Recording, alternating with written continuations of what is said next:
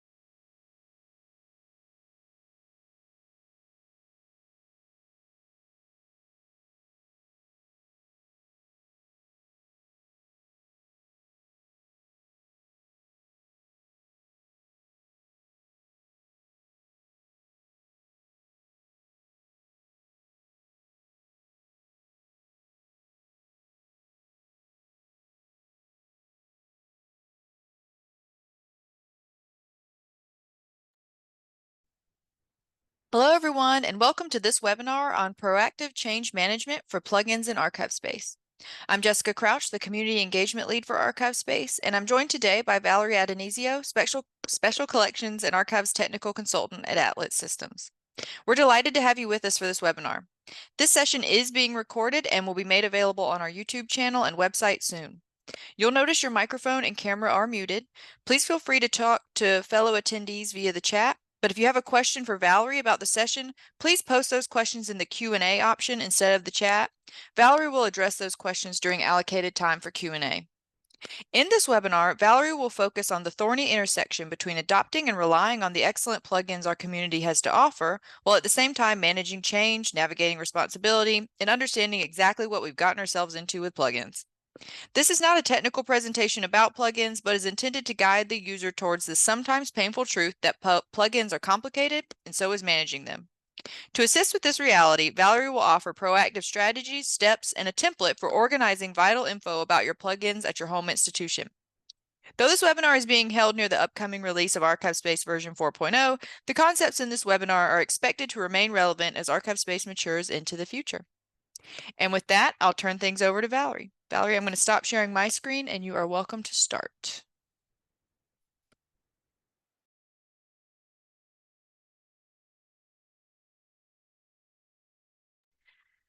Thank you so much, Jessica, and everybody should be seeing my screen. Hello, everyone, and thank you. Let me just bring up chat so that I can see it. There we go. Hello, everyone, and thank you, Jessica. My name is Valerie, and I work at Atlas Systems, a registered service provider for ArchivesSpace. We host a lot of ArchivesSpace servers, and my experiences at Atlas inform a lot of what I say because my colleagues and I see a lot of scenarios in our work. So I like to take those experiences and distill them into informative presentations, such as this one on plugins.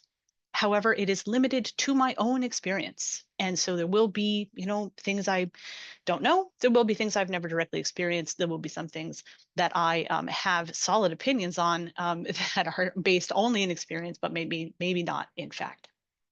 So it's a difference there, right? So let me get the clicky. There we go. So I'm coming to you from the Northeast United States, where the world is looking quite beautiful right now. Fall is my favorite season, and I've been working on this webinar for weeks. As I've prepared the presentation, the leaves have changed, but it's also started to feel a bit like the other kind of feeling we get as winter approaches, because this is a webinar where I have to say some scary things. It was described as sort of thorny and painful in what Jessica just said, and it will remain that because at the very beginning, even, I have to start us off with some painful fundamentals. And so here is where I lay the groundwork for why this can be thorny and painful. So the first topic here is that plugins are optional and dependent. And I will explain that. So let's start with a very basic definition of what a plugin is. A plugin is a software component that adds functionality to an existing application without altering the program's core code. Plugins are also known as add-ins, add-ons, and extensions. All of those words synonymously meaning that you are adding something to something else. Plugins can be used for a variety of purposes, including adding features, customizations, and integrating with third-party services. And I hope a lot of that is obvious to most of you. But there are two things that I would like to point out very early. The first, so we have our, sort of ArchivesSpace on one side, and then the addition of a plugin or plugins. But I would like to talk about first dependency. Plugins rely on the application. The application does not rely on plugins. And this is optional. You are opting into something in addition to your choice of application. Which brings us to our second painful fundamental, which is that by opting in, you assume an accumulation of risk and a distribution of responsibility. This is a great webinar so far. By accumulation of risk, I mean that I must encourage you to see plugins as an accumulation of risk. Plugins are awesome. Use them, write them, be joyful, but plugins are puppies. They do not take care of themselves. They require active attention. And in no universe does more puppies equal less risk. Risk of what? Well, plugins fail. When this happens, it can be subtle or dramatic. Subtle failures? Pages look weird, functionality stops. And you'd say, well, functionality stopping, that seems not subtle. That's, that's a big one. I don't want my functionality to stop. But that's because I'm contrasting this with what I'm defining as a dramatic failure.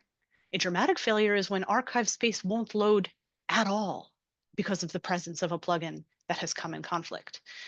That is the difference between a subtle failure, where at least ArchivesSpace is up and running, but there's just something about it that isn't acting the right way because something is in conflict, versus you don't even have a live server because ArchivesSpace is down. So I assume failures will happen because that's my job and my personality type.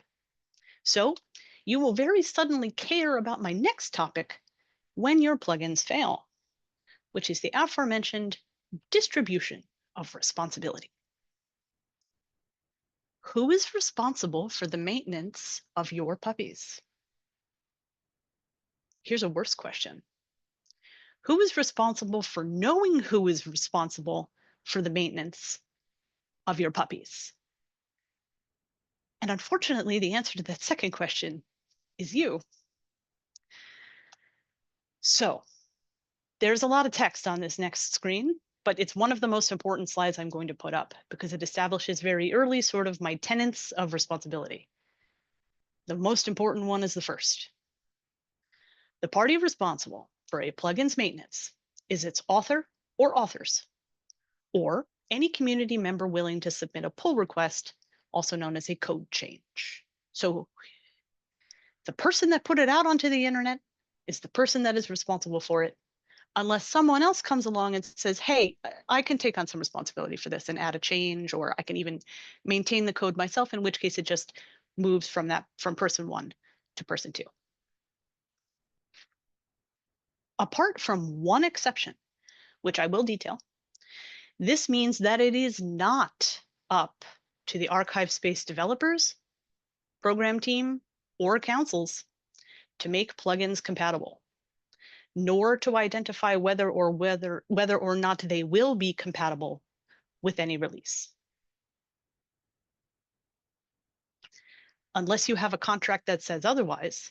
And this is the point I'm actually the least certain about, because you could have universes in which this third point is invalid. So bear with me here, that unless you have a contract that says otherwise, it's also not up to your hosting provider, if you use one, unless they were the ones that issued the plugins, in which case bullet point number 1 kicks in. If they were the ones that issued the plugins, then they are the authors, and then they assume the responsibility.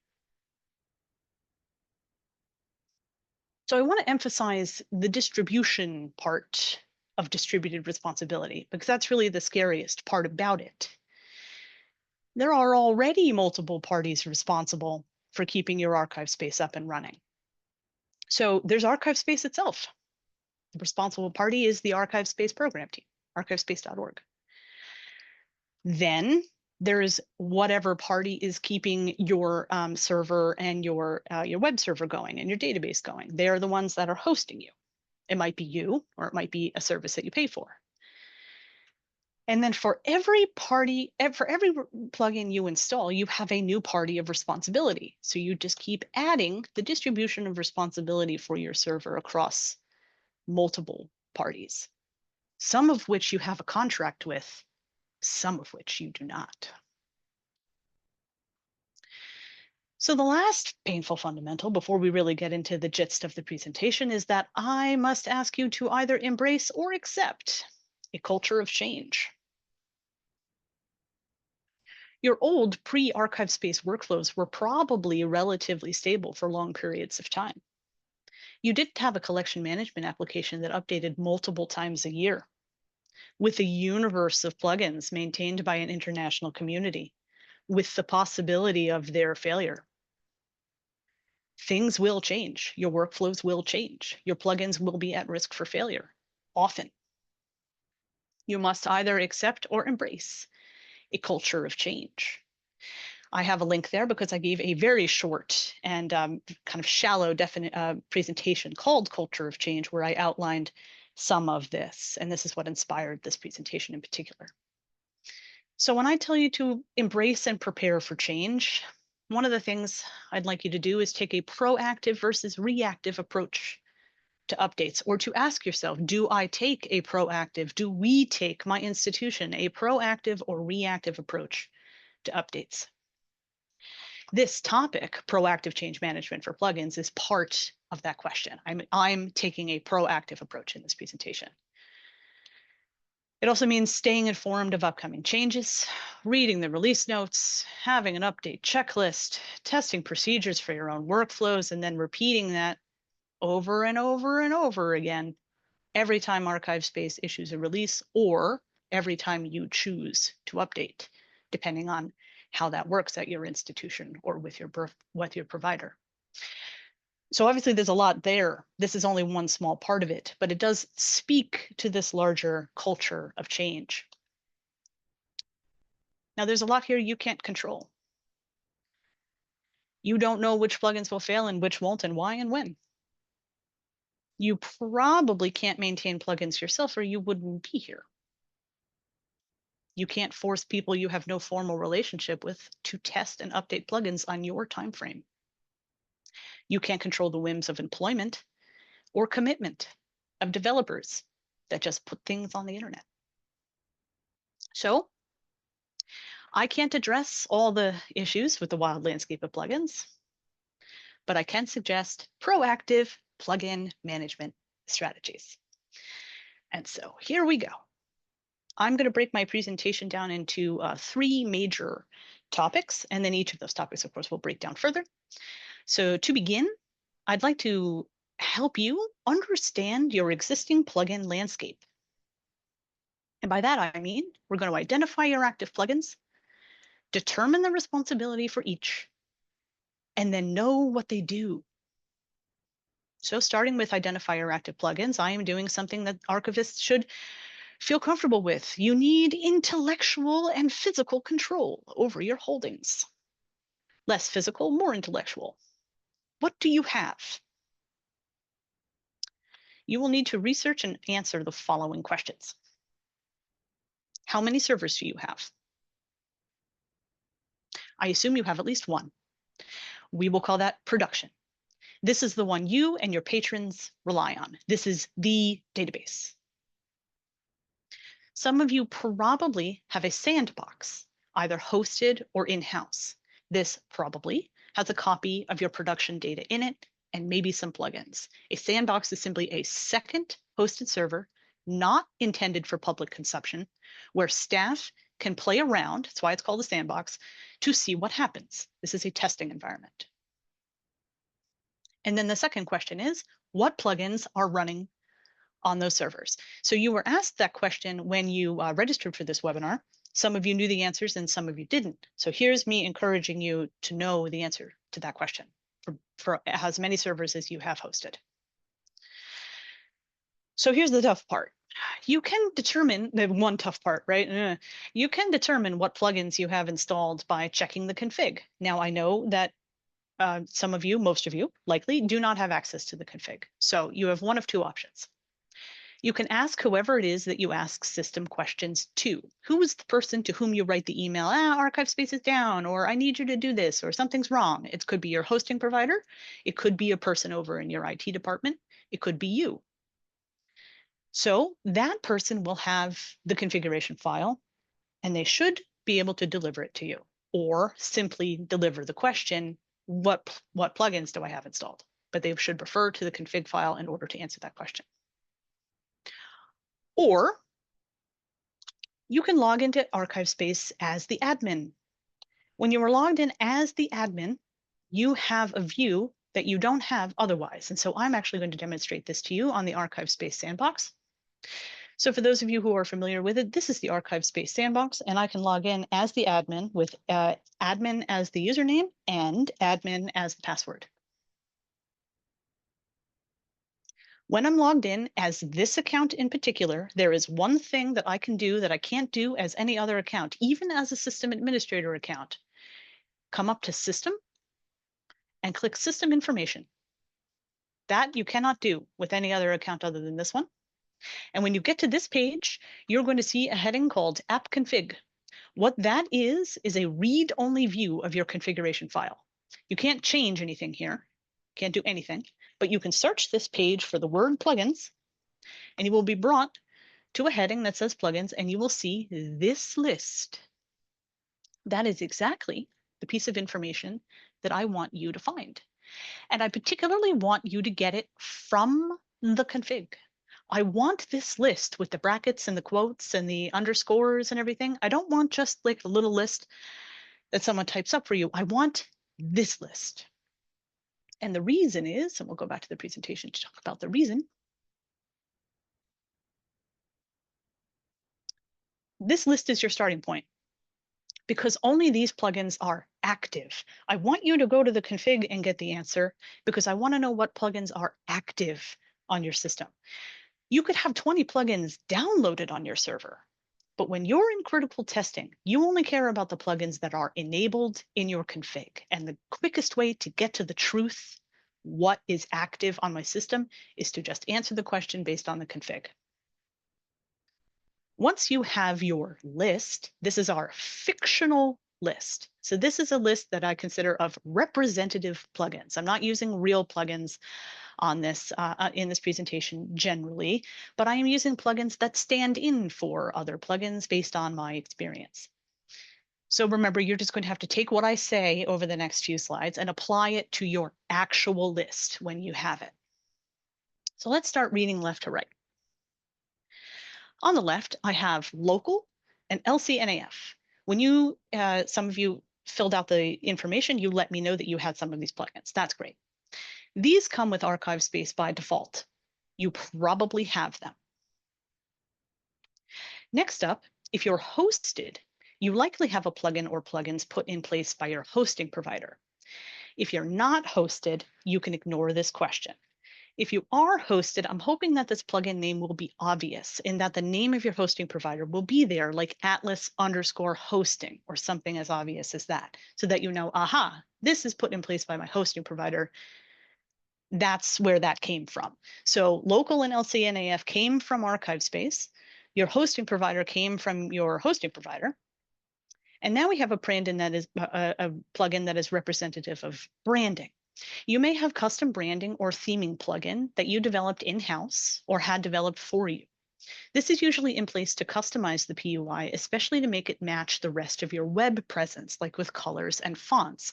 Especially those of you who are at universities, you probably have a across-the-board web presence where all of your pages have the same colors and fonts so that people navigating to your institution know that they are at your institution. These kinds of theming plugins are they kind of do those aesthetic changes. They just change the way ArchivesSpace looks. They don't change the way ArchivesSpace acts, usually. And then we have these two kind of holdovers, service plugin and feature plugin, two representative plugins. You may have what I call other party plugins that add services or features to ArchivesSpace that are not already in code.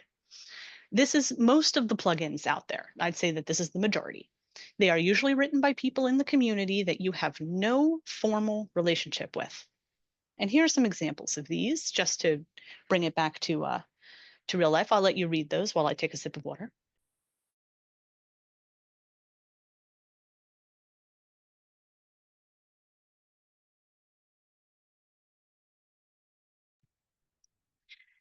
So this is, don't get too caught up in making distinctions between services and features.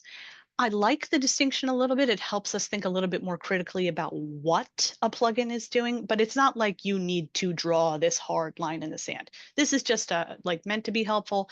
Don't get too caught up in trying to categorize your various plugins as whether or not they are services or features. But it is kind of nice to think about it this way. Now, all I was asking you to do was to identify them. Just give me a list. Now we're going to try to determine the responsibility for each. So back to our list. Here they are. And we are going to be identifying the parties of responsibility for each one of these plugins. So local is complicated.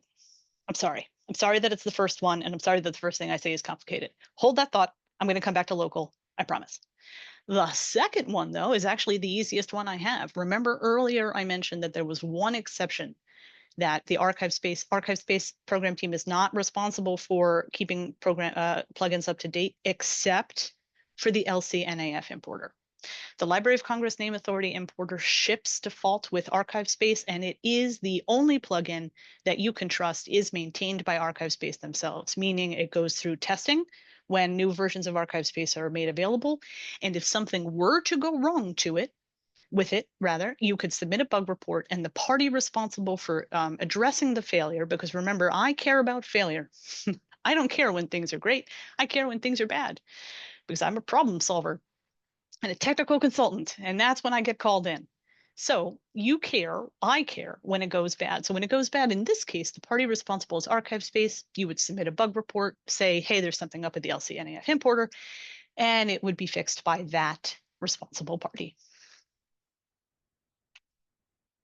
Now you have your hosting plugin. Your hosting provider issued you the hosting plugin. That implies that they are the party responsible for it. But there could always be differences here. I cannot speak. So this is why I keep saying that of all the things I'm uncertain about, it could be your hosting situation that I'm uncertain about. I'm not holding your contract. You might have a contract that says differently about who is responsible for your hosting plugin, but I am assuming that if this is the plugin that they have put in place to help themselves manage your instance of ArchivesSpace, then they are probably the party responsible for it. I guess you won't find out until it breaks, but that is my assumption. That is how it works at Atlas. So there could be, though, some things in there that make that a little nebulous. And it might come down to what exact change is whose responsibility. But I don't want to get into the details because I can't. I don't know the details. So I'll just say it broadly that is probably going to be the case. For branding, I usually see these changes come from within the institution themselves. So from you yourself writing a branding plugin, your friend in IT who does you favors only on Fridays when she has the time, she might be the one that wrote your branding plugin and you kind of like email her to ask for help. Or there is somebody actually in your communications department for your major university whose job it is to help people brand the university logo across web pages. But it does usually come from your side, the customer side, the institution branding plugin and its subsequent responsibility. Unless you signed a contract with a developer. Did you? Was maintenance included? Maybe it's their responsibility. And then finally, sort of the service and feature plugin. This goes back to that very first bullet point that I said earlier. It is the developer or maintainer, it is the author of the plugin that is probably responsible for these. And unlike with the hosting provider and maybe somebody in your own institution, you probably don't have any formal relationship with this. Maybe you sat next to them at last year's SAA, but you don't have any way to tell that person, hey, fix my plugin for me. It's their plugin. They fix it when they see fit. So just bringing in the idea that there isn't a formal relationship between you and the plugins that you download off the internet. And then really one of the things I'd like you to take away is that I've said that there are different parties of responsibility here, but in the end, they're all just the same in that it's whoever writes it, maintains it, unless something is done to change that relationship. Somebody takes it on, somebody signs a contract that either enforces that or makes that null. But in the end, that really is all it comes down to. But when you're accounting for all of your different parties, you still want to name them. You still want to know who is the exact party.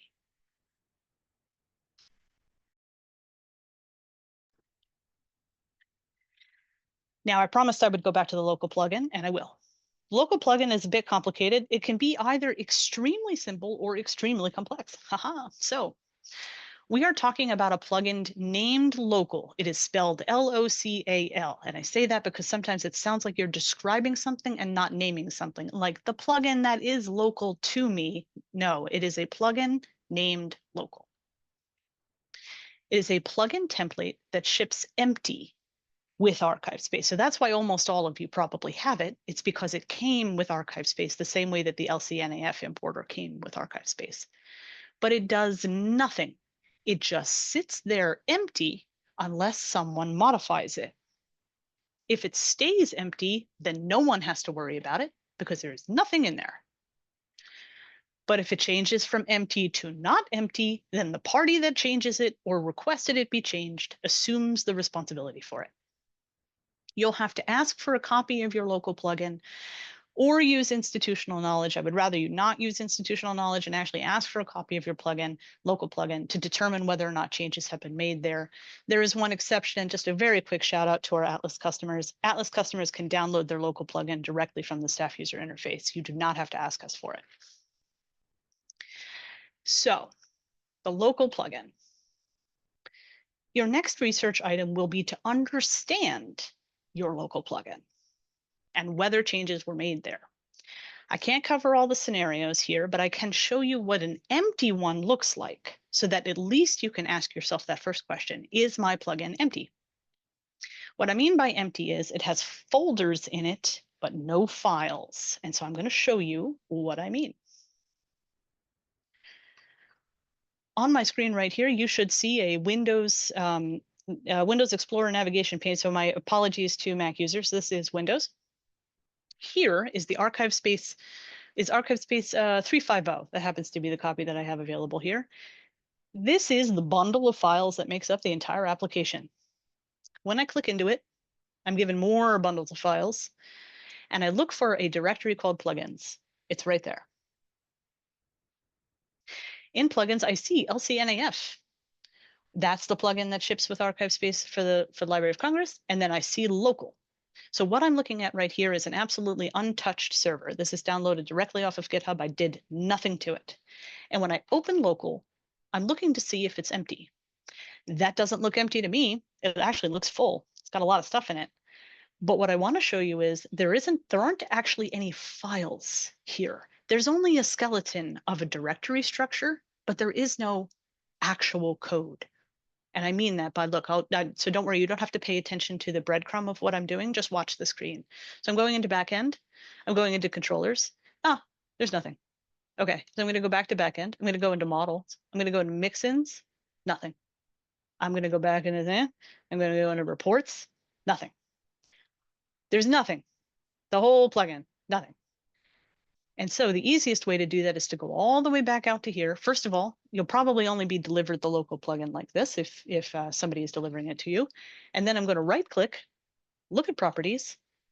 And I'm sorry if that's small, but what that says is contains 0 files, but 13 folders.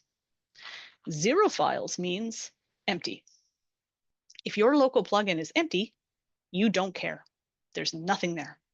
If there are files in it, now you have a new journey of who is responsible for the files in your local plugin. And that is, unfortunately, I can't tell you because I don't know, because that happened somewhere in your past. So I'm not sure who's responsible for them. So back to the presentation, which I have lost. Hold on a second, everybody. It's supposed to be a smoother transition than that, Valerie. All righty, here we go. So again, as a notice, remember, if local stays empty, then no one has to worry about it. If it changes from empty to not empty, then the party that changes it or requested it be changed assumes the responsibility. Probably, I keep putting in the word probably because I don't know if you've signed contracts. That changes everything. Don't know what your contracts are. There could always be an exception to something. Okay. So now finally, self-oriented here. There we go. I actually have one really quick thing to put in the chat. For anybody who is at Atlas, this is what you need to know to download your local plugin. Okay, so, and you can ignore that for now, just come back to it. So, know what they do. So you've identified your active plugins, you're attempting to determine the responsibility for each. I see a comment in the chat, does the responsibility cover the security vulnerabilities? I would say yes. I would say that responsibility for this really means maintaining the code in its capacity to be functional. So it has to work, and in its capacity to be secure. Okay, so now we're going to know what they do. This might seem obvious, but it can trick you up. So what do your plugins do, everybody? You should have a general idea of the what, even if you don't know the how. And I know that plugins and code are scary. I can't write plugins. Maybe I will one day. I'm not quite sure of the how. I kind of am, but not really. I can't actually do it. So, but you should still have a general idea of the what. And I encourage you to approach it this way. For any given plugin in your list of active plugins, is it adding something or taking something away? Adding a feature, adding a button, or maybe taking away something that you didn't like. This is rare. It's rare that things take things away, and it's more likely in plugins, it's more likely that they're adding something. But what are they adding? Is this plugin affecting the public user interface, the staff user interface, neither, or both? Is it doing a lot or a little? And I know that you might not know. That's true. But if you start to list the things that a plugin does and you've gone past 5 things, then I'm going to say that it's doing a lot. This, of all the questions here, this is the one that I want to emphasize the most, and I think it's the one that you have the most control over. How would you know whether any given plugin was working or not? Identify behaviors that you can verify. Sometimes this is obvious, like when the PUI reverts to default colors. If you were to suddenly navigate to your PUI and all of your university branding was gone, you'd be like, whoa, what happened to that plugin? So you would immediately know that something was wrong. But what about the subtler times? Other times it's subtle what our plugins are doing. How would you know whether each one of your plugins was working or not? And can you test that behavior? That will help you answer the question, what do they do? So there's a lot of different ways I'm giving you for what do they do? What do they affect? Do they do a lot or a little? And if you can't even answer any of those questions, ask yourself, is there a way that I would know whether this was working or not? Okay. Now, we're going to move into some of my proactive plugin management. I've helped you perhaps understand your existing plugin landscape. Now we have to anticipate concerns. This is my favorite part. I'm going to help you plan for failure in a reactive posture and plan for failure in a proactive posture. I assume failure. Okay. Oops, what happened? I hit the wrong button. We all hope for the best, but optimism is not a strategy. If you accept that accumulating plugins is accumulating risk, you need to mitigate that risk. One way in our limited control is to anticipate concerns. We have to assume that bad things will happen and we will anticipate them. Or they've already happened to you and you will do better next time with a plan. So we understand that we have this relationship between ArchivesSpace and then we're adding on to ArchivesSpace plugins. So when I talk about anticipating concern, it's because there's a lot of potential for conflict. There's a potential for conflict between any one of the plugins that you have installed and ArchivesSpace. And there's potential for conflict between your installed plugins where they don't get along with each other. I will say that that is rare. I don't see that very often where it's inter plugin problems that are causing the conflicts, but I have seen it. It is more that there is a very high potential for conflict between the plugins and ArchivesSpace. So I want to unpack a little bit about when you should worry about it. So when and why do plugins fail? And I would like to state at the outset that this is highly simplified because I am not a developer and this was never intended to be a technical presentation. A plugin failing is usually tied to a discrete event, and those are an update to a plugin itself, meaning installing a new version of the plugin, not installing a new version of ArchivesSpace. Did you know, this is a good moment to ask, did you know that plugins also have versions? I can think of a plugin that has gone through 3 different versions. So you have the version of ArchivesSpace on one side and the version of the plugin on another. You have to be able to track both. But then updating to a new plugin where you keep ArchivesSpace the same, but you update the plugin, that can be a moment because we're talking about the discrete events when you learn that they're going to fail. So there's a moment, there's a discrete event where, whoops, I went to go install a new version of this plugin and it failed. So that's a moment in time.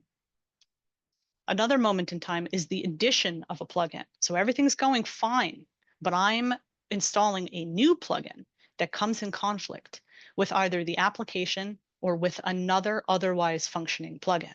And so what you have to untangle there is what went wrong. Was it a conflict with the application, a conflict with one of my other plugins, or both? And then finally, and update to ArchivesSpace core code. That's the big one. This is when it happens most frequently. This means installing a new version of the application. We have 4.0 on the horizon. This is the reason we're here, and this is when most problems occur, is that ArchivesSpace core code needs to be updated. The plugins are trailing behind. You go to update core code, and the plugins fail. Then maybe a period of time passes, the plugins get updated by their excellent developers, and then you can update your plugins at the same time that you update core code, and it all goes back to working. But remember, each one of these things is happening multiple times a year. So a little bit more detail about this. Plugins initialize when ArchivesSpace starts. So in order to update your core code, you have to bring ArchivesSpace down. It's offline. Whoever is responsible for your server then installs a new version behind the scenes, and they have to turn ArchivesSpace back on. It's that moment when you'll know whether or not you have a serious failure. ArchivesSpace will literally not load if you have the most dramatic failure that I referred to earlier. So you'll know, right? Okay, something worked. But hey, if you just installed 5 plugins, or if you already had 5 plugins, your IT person brought down your system. They installed a new version of ArchivesSpace, and there's like, oh no, it won't launch. Which one of your 5 plugins is the one that's preventing ArchivesSpace from launching? Is it multiple ones? Yes, the answer is yes. The answer is yes to all of them. I've seen everything. I've seen all of it. I've seen ArchivesSpace fail from 1 plugin. I've seen ArchivesSpace fail from 3. We had to take out all 3, had to put 1 back, all of it. But it is the moment of restarting ArchivesSpace where you really learn the truth about whether or not you're going to be able to launch. But if it's a subtle failure, you might not know. You might not know that your plugin is no longer functioning because it did bring down the server. So you're in that subtle failure scenario that I referred to. Unless you did your due diligence, and identified a list of behaviors to check. So that's one of my proactive change management things in general. When ArchivesSpace comes up on a new version, you log in and you're like, yep, looks good. I would love it if you had a list of things to check. Go check that that button is still working. Go check that my PUI still is the colors that I'm expecting it to be. Go check that my dates still parse when I hit save. All of these are things that plugins are doing subtly that might not bring down the server, but you should check each and every time that you update. If you don't know what your plugins do, if you don't have a list of behaviors to check, then you won't know when your plugins fail. Unless they fail dramatically, in which case you'll know. Now you want to talk about simplification. This is terrible. I almost deleted this slide. Why do plugins fail? I'm not the person to ask. But I can give you what I think are generalities. Because what they were trying to alter has changed or disappeared. This is like if you showed up to wash a car and the car moved. You're still standing there with a bucket and a soapy sponge. It's still your job to wash that car. You're the plugin. But that car isn't here anymore. What am I supposed to do? So this is because the core code has changed in such a way and the plugin hasn't gotten the new address yet. Oh, you were supposed to override that HTML header and that public user interface display? Well, that file's not there anymore. We refactored the code. We made it much more efficient. It's in a completely different place now. So your plugin has to be updated to still wash your car. It can still do what it needs to do, but it has to go find the car. Because the dependencies changed, and that's going to be the killer for 4.0, at least as far as I understand it. This is like saying it's time to bake a loaf of bread, but your bread flour just turned into pasta flour. You were dependent on bread flour. It's bread. You're a plugin. You can't pivot to pasta. You were dependent on bread flour. And so now you can't function because the thing that you're reaching for in your cabinet is no longer there. You will need to reinstall bread flour, I guess, is if I keep going with this metaphor. Oh man, because something is now in conflict with something else. So something changed in core code that your plugin is trying to alter, but it is in conflict with something else. And so that's like two people showing up to paint a room, two completely different colors. Who wins? Are you both going to splat your paint on the wall? Well, there is a bit of a technical answer here that who wins is the order in which the plugins were installed, but we're not going to get that technical. But this is a bit of the why about why plugins fail. So I have a few observational biases about plugin failures. Plugins that affect the PUI fail more easily than those that affect the SUI, the staff user interface. Functionality fails less frequently than branding and theming, or branding and theming fail most often. Those first three bullet points are actually all saying the same thing, which is branding and theming fail most often. The more a plugin does, the more likely it will fail. This means I have some advice. Break your complicated plugin into discrete plugins for better failures, meaning that if you have it feels more efficient to put all of your changes into one plugin, but I'm actually saying it's less efficient. You have now too many things that can break. And so break your plugins into smaller plugins. One will fail, but the other 5 plugins will keep going, especially if you're bundling theming changes with other changes. And finally, the bigger the change to core code, like major releases in 3.0 and 4.0, the more likely the impact on plugins. And I do have an alarm set to take a break, which I will hope to do quite soon, but let's see how far I can get with this. So have a contingency plan. This is your reactive posture. If you can't test in advance of updates, or even if you can, what will you do if a plugin fails upon updating production? You can abort the update. This means staying on the version of ArchivesSpace you're already on and waiting for the responsible party to update the plugin, or you can drop the plugin. This means you move forward with your ArchivesSpace version update, but you drop the use of the plugins until the party responsible updates it. Maybe you have another option depending on your situation, and this is where I come in again to there being contracts. Maybe you have somebody who can very quickly come in and change your plugin and make it work for you, in which case maybe you don't need to abort or drop, but you should choose one of these two options as a backup plan. Whether or not to pause the update or drop the plugin comes down to what impact it has and on who. It's a spectrum of impacts. A plugin failing can be no problem, or it can go so far as to bring down the entire server. Whether or not you want to move forward is important here. What is your contingency based on how important the plugin is and based on how serious the failure was? But you should have some of this already planned before you move forward with updates. Okay, so why don't we take I was going to say 10 minutes, but I'm more in favor of 7 minutes as a compromise. Why don't we take a 7-minute break and then I will continue. And this is just because we're running a little later than I expected. So here's a 7-minute break, everybody.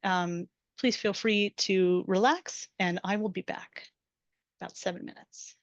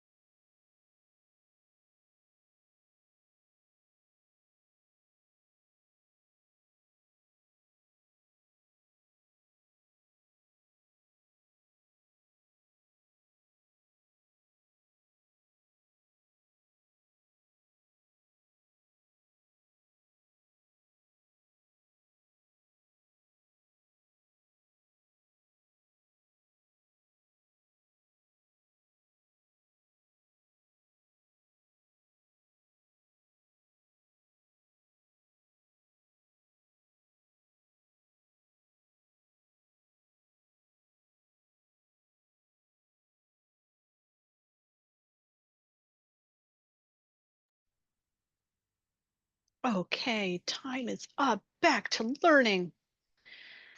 All right, so we just finished planning for failure in a reactive posture, and now we will begin to plan for failure in a proactive posture. Some of these will be a bit obvious for some of you, but they're worth restating. Consider a sandbox. Do you have a sandbox? If yes, you probably already test your plugins there. If no, why not? And let me acknowledge there are financial realities. So if you cannot afford to host a sandbox, that's okay. But if you are on the fence about whether you need a sandbox and that expenditure, I hope this webinar informs that decision vis-a-vis plugins. Knowing whether or not your plugins will fail, and then having the time it takes to adjust your stance for the fact that plugins are failing. I cannot emphasize enough that a sandbox not solves, but prepares you in a way that nothing else can, because you can test. So also some GitHub literacy. Now, whether assessing a plugin for the first or 40th time, GitHub is usually where we find answers and clues to whether or not a plugin is actively maintained, when it was recently updated, whether or not it will be compatible with insert release number that you are concerned with.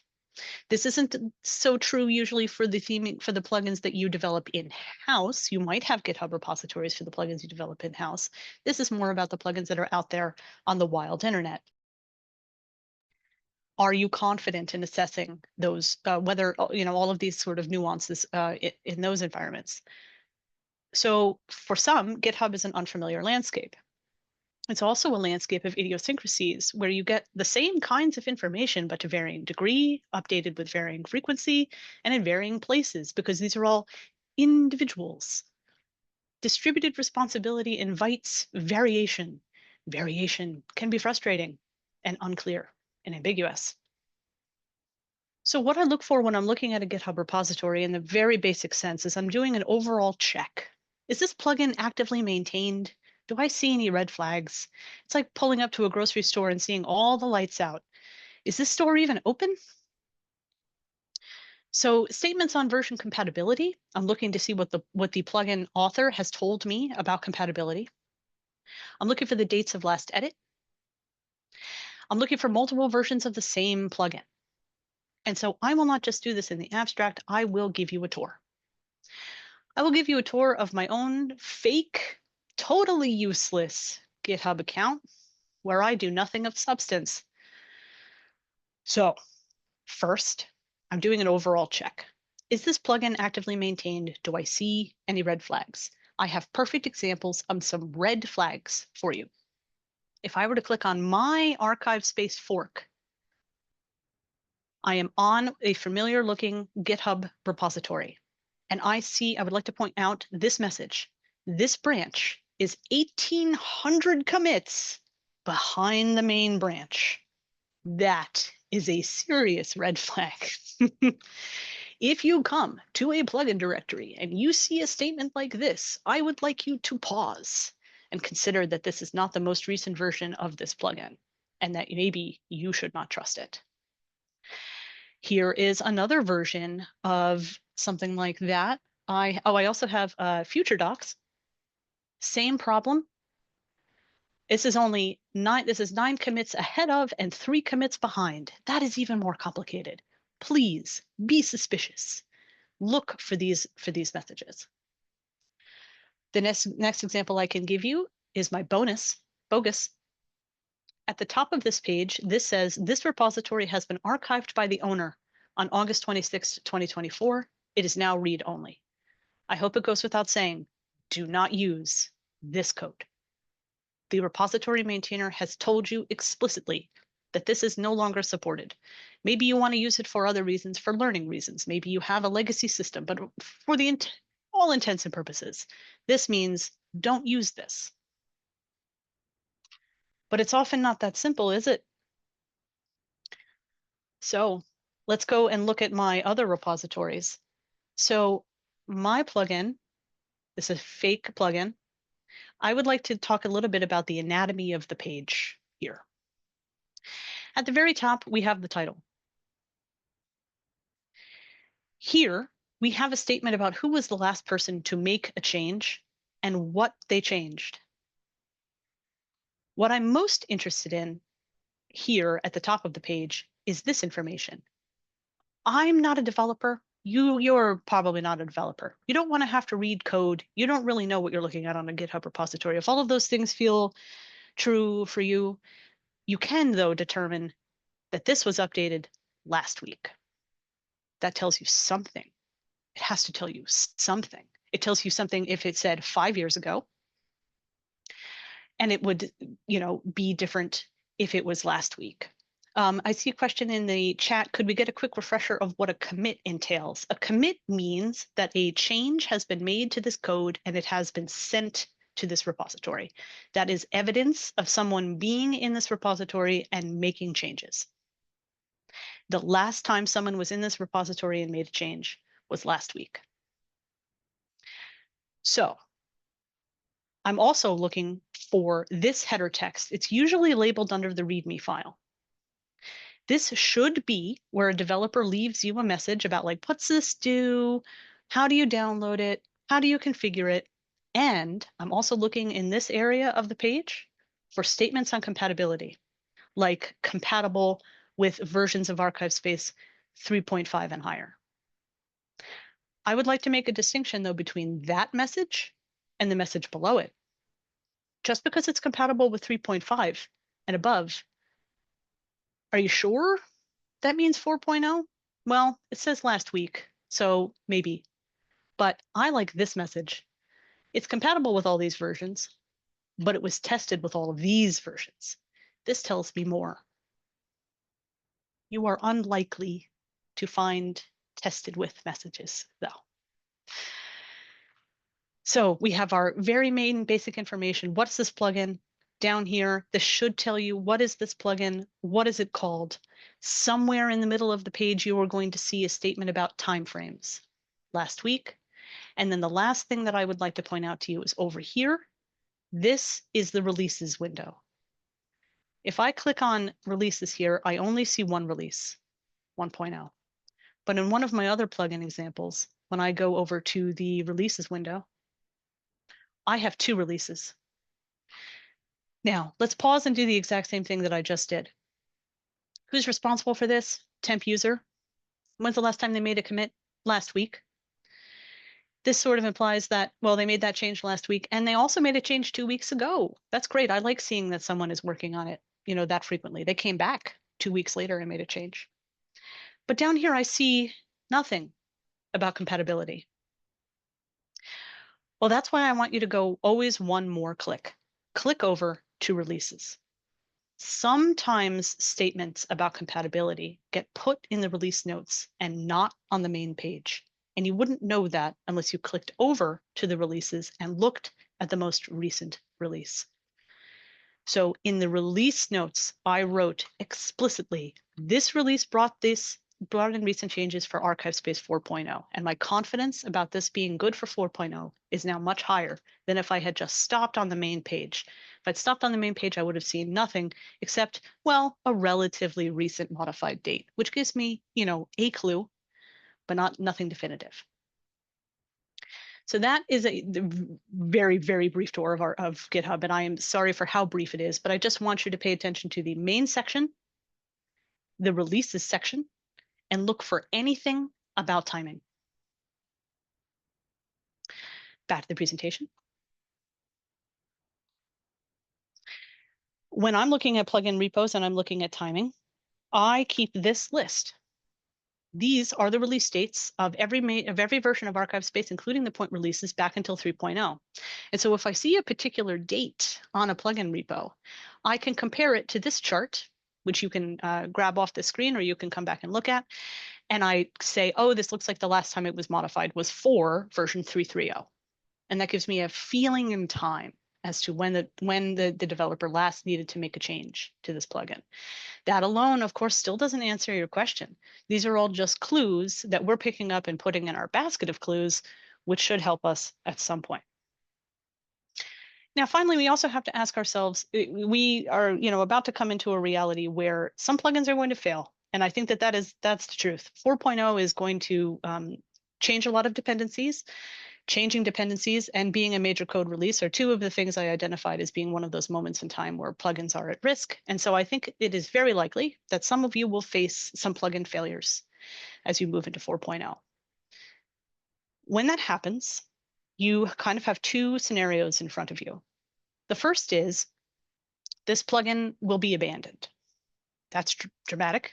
Doesn't often happen, but it does happen. A plugin can be abandoned for a few different reasons. The plugin functionality has become moot.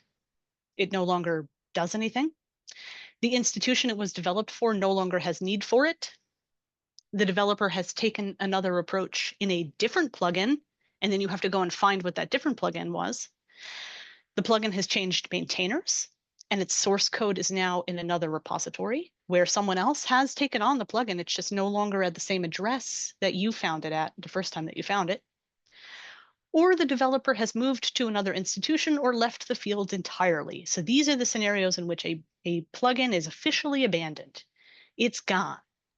If you see that message along the top of the screen that says it's read-only, that's great, but often you aren't given that message. And so these are some of the reasons as to why that might happen. But remember, core code happens first, and it might take some time for some developers to catch up. Maybe they don't update immediately, or maybe they didn't realize it was broken yet until someone told them. So even though a plugin might fail immediately upon updating into 4.0, it might come back because the developer goes and makes a change, or someone else says, man, I really liked that plugin. I'm going to fork it and take it on myself. I'm going to keep it going. But none of these things are things that you will be informed about. You have to chase these answers. Something that can sometimes help is to read the ArchivesSpace release notes with plugins in mind. And so what will come up on the screen are some snippets and screenshots from release notes. I invite you to read them.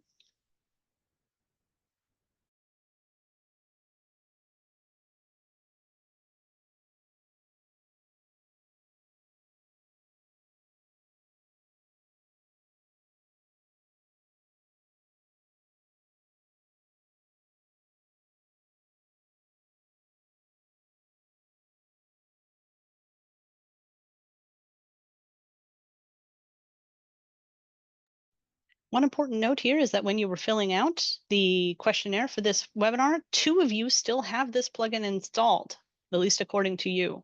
If you're in ArchivesSpace 2.8.0 or later, you should uninstall it.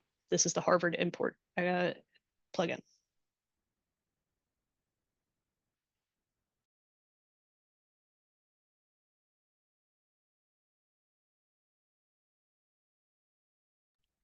Sometimes you can say, well, listen, I don't use Mark XML importers and exporters. That's great. You read the note, which means now you don't have to worry about it anymore. I do see a raised hand. I am very behind in time. So if you could put that perhaps into the Q&A and I will get to it.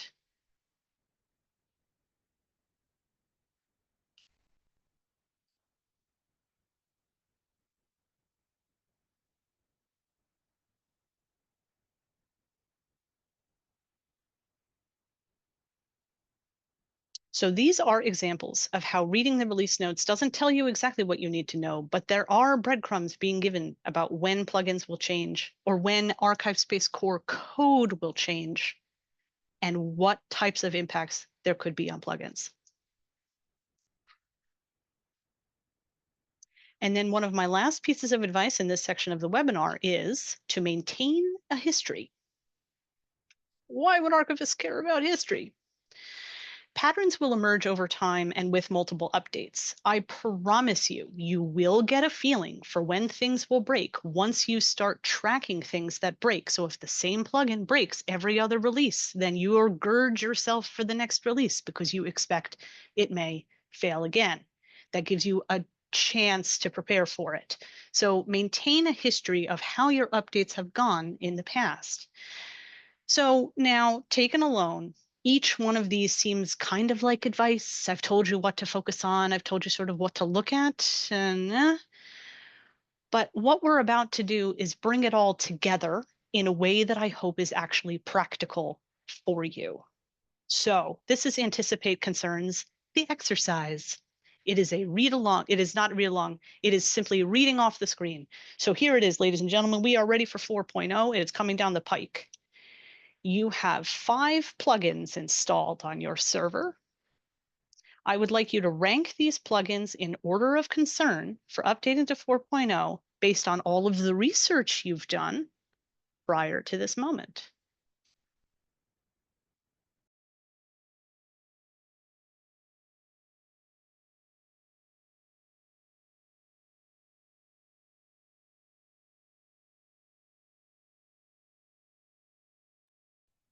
So you went to GitHub and you read each one of the READMEs on your plugins, and this is what you have. I'm a little worried about 3 and 5. No statements at all. I'm less worried about 4. That's pretty explicit. 1 and 2 don't really give you enough information, in my opinion, especially once you start to add other pieces of research.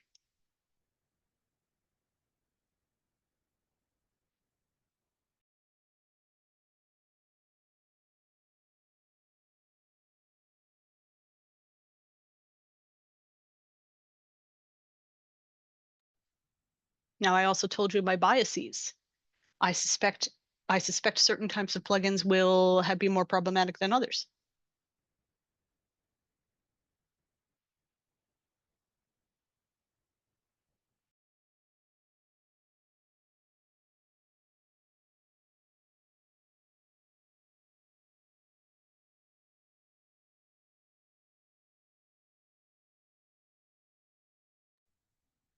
Do you feel your opinion changing as more pieces of information are put in front of you? I was worried about 3, no statement of compatibility, not updated for 10 years, red flag, except it only changes one field and it changes it on the staff side. And I don't often see problems with plugins that change the staff side.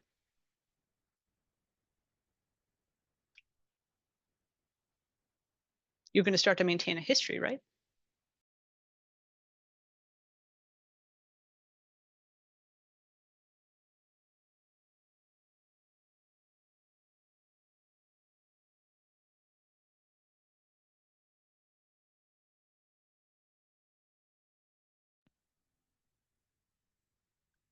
And we haven't talked about this, but it's implied. The weight.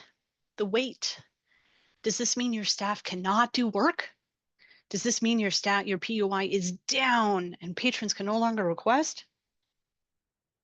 Or is it like, all right, I can hand split my own dates for a few weeks until the plugin's fixed.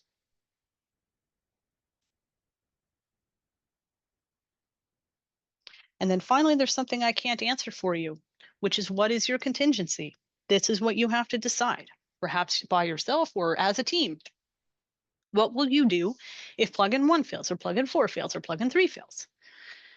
So this is the accumulation, or the sort of the bringing together of every piece of advice I have given you today. And I have given you a link to, in the chat right now, to this template where I suggest, click, you do this for your servers. What plugins do you have installed? What servers are they installed on?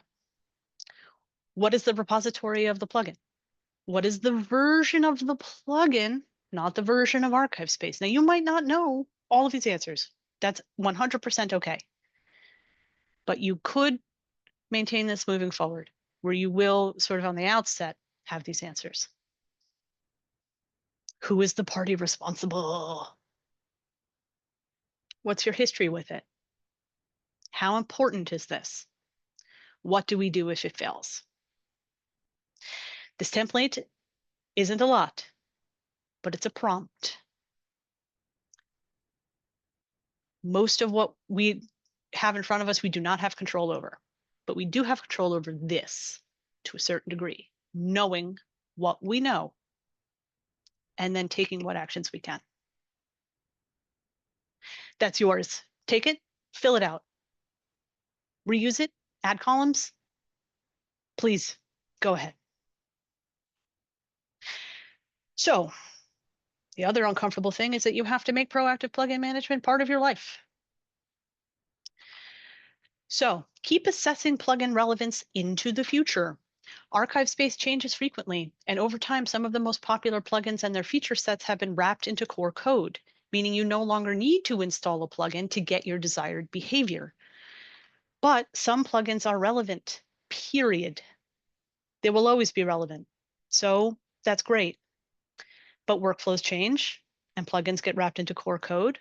So this is really a way of saying, don't just choose your plugins once on the day that you install them and say, we need this now. It's important.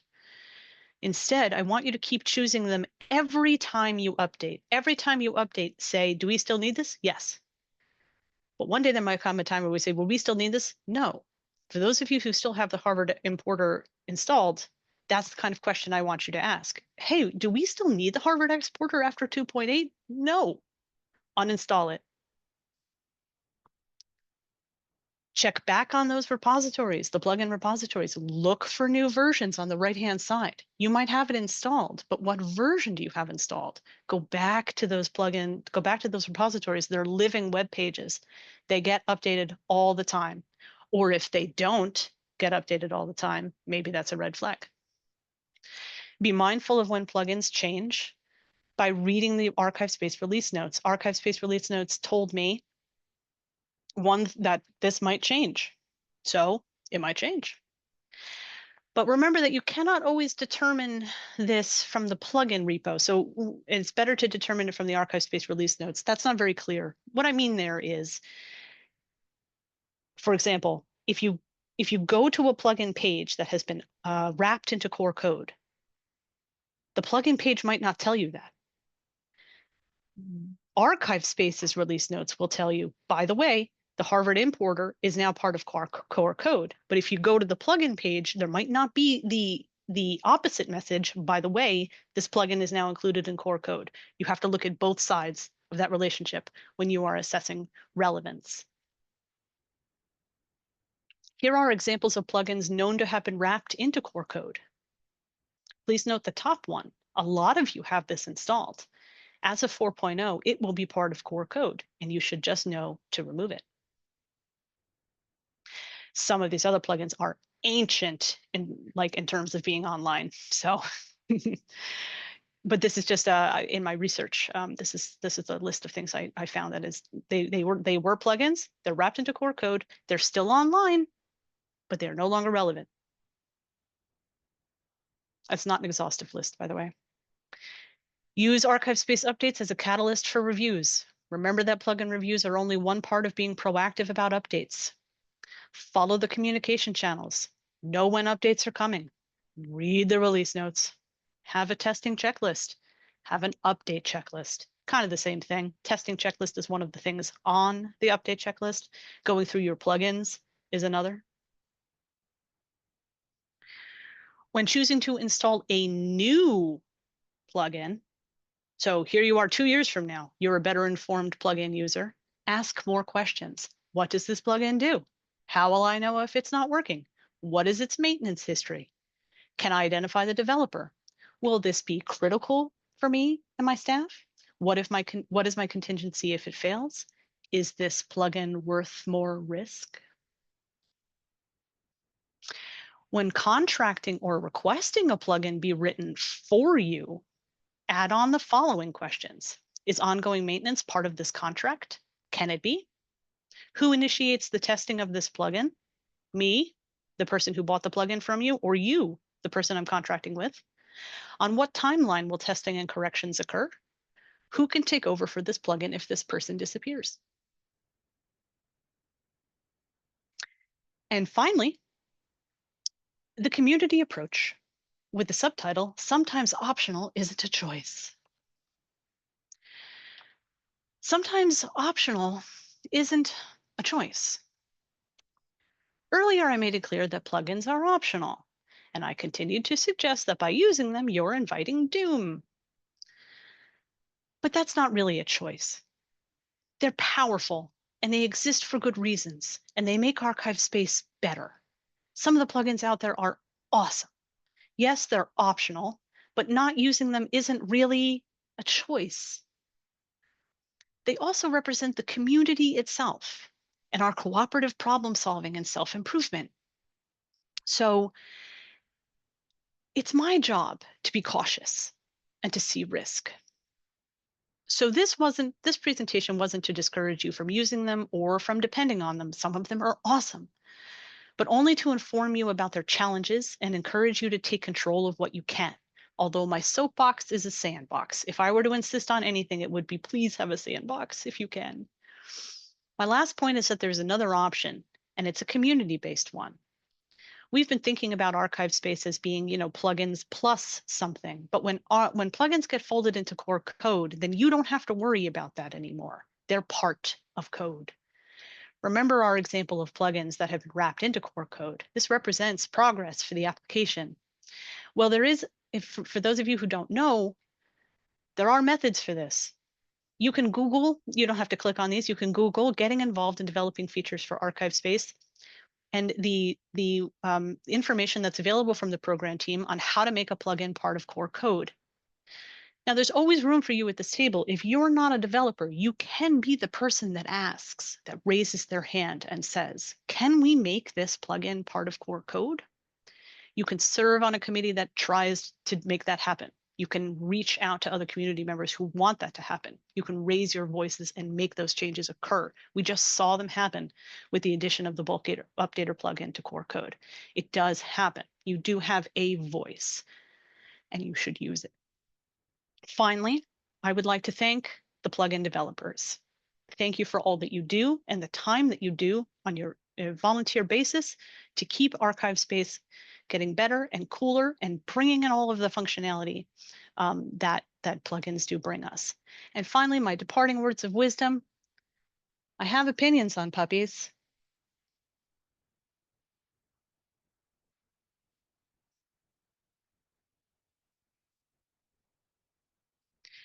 So that is the end of the presentation.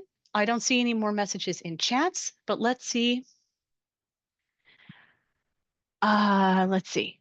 So for Corey's question, in the question and answer, is the API documentation updated to include the new option for including, not including URIs as unit IDs, API docs? I would have to look into that, Corey. I don't think that that's something I can answer live, but I can get back to you. And if anybody on the program team has answered that question, I'm not sure. For Anna's question, unfortunately, I'm sorry, guys, this is particular to Atlas. For those hosted by Atlas, when you go to the plugin drop-down menu and navigate to download plugins, is this not a list of all the plugins installed on the server? It should be, Anna. If you're having any issues with that, just put in a support ticket and I'll pick it up immediately. I'll look for it this afternoon. I'm going to pause to see if anybody else has any other questions, and then I might be able to get back to Corey's.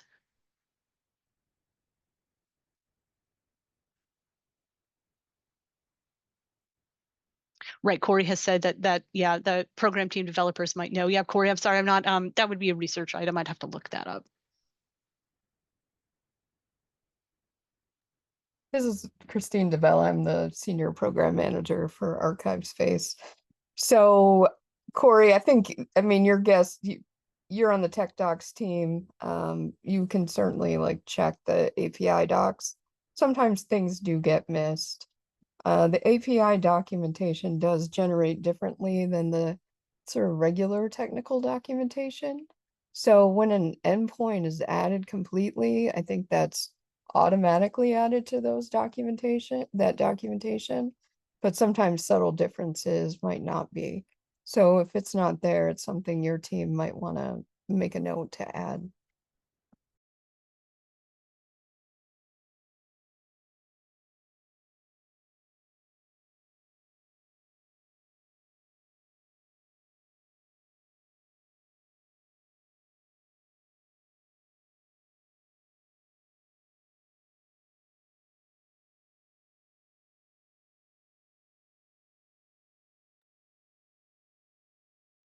I'll also point out there are tons of thanks coming in to the chat. I know, Valerie, you wouldn't read your own thanks, but lots of people are really appreciative of this webinar. I know I definitely am.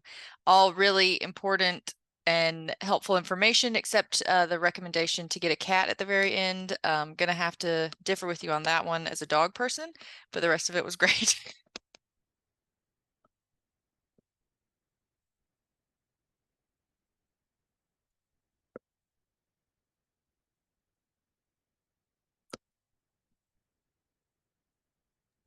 Okay, that last one made me chuckle. I unmuted. Thank you, Corey. Thank you, everybody. That's really wonderful. Thank you, Valerie. If we're not seeing any other questions popping up, we'll go ahead and wrap up. But I'm going to speak slowly now. And again, thank you so much to Valerie for this. This is really helpful and of course, very, very timely. This is being recorded and the recording will be made available on our YouTube channel and on our website. So you can go back and refer to this.